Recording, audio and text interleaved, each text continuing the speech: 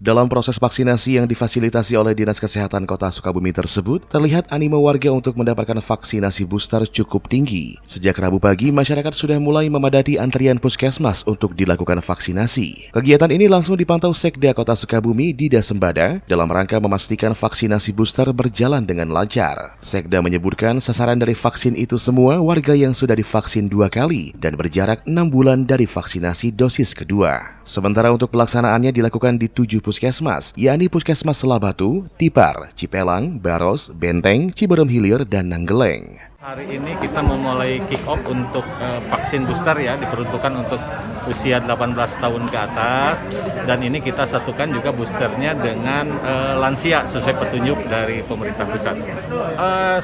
Semua yang sudah divaksin 2 kali dan berjarak 6 bulan gitu ya, kita siapkan dan kita siapkan di 7 puskesmas hari ini serentak. Kalau jenis vaksinnya apa aja, Pak? Astra ya. Yang jelas belum Moderna yang hari ini. Belum Moderna, masih Astra berarti? Ya, masih Astra.